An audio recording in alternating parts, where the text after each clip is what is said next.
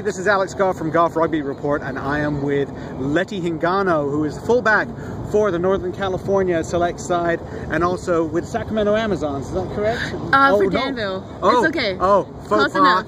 Close enough. Faux pas, Danville. Anyway, because Danville's a fine school, fine school team in Northern California as well. Anyway, we're talking here at the Great Northwest Challenge. Northern California, high hopes to make the final. You ended up losing a really close one to Washington. Is that right? It was a really great game. Great fought. You know, Washington came back really hard. They fought.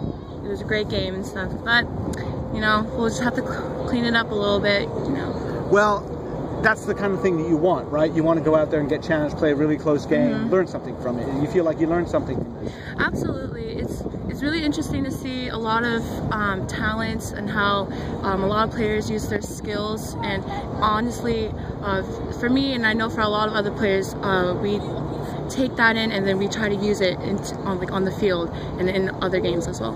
Now, one of the features of the Great Northwest Challenge and some of these other regional all-star tournaments is we're seeing colleges come to do a little bit, maybe not recruiting, but at least some informational stuff. And I think you got an informational talk, or you had the opportunity to see one from Karen Fong Donahue, who does a lot of work for people. Yeah.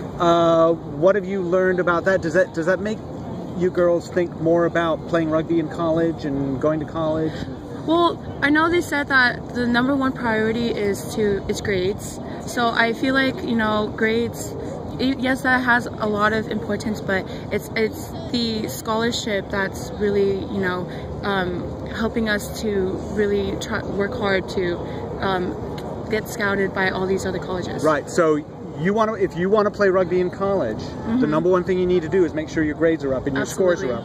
So the motivation for these rugby players now becomes make sure you study. Exactly. Okay. Exactly. Excellent. How are things going at Danville? Everything is going fine. It's very hard. It's very hard to find recruitment because a lot of girls, they think rugby is, oh gosh, bone crushing. I think I'm going to go to the hospital just by one tackle. But it's the huge beauty of rugby is like the adrenaline is pumping you, you know.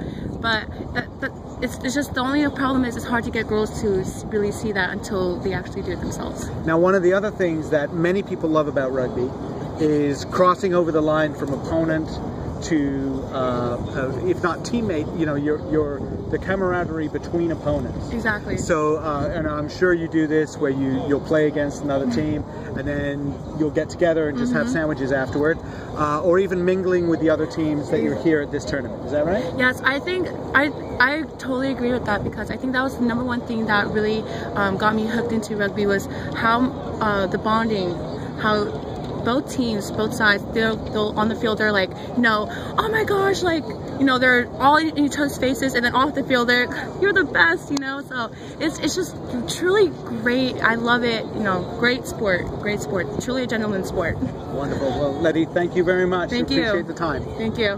Bye.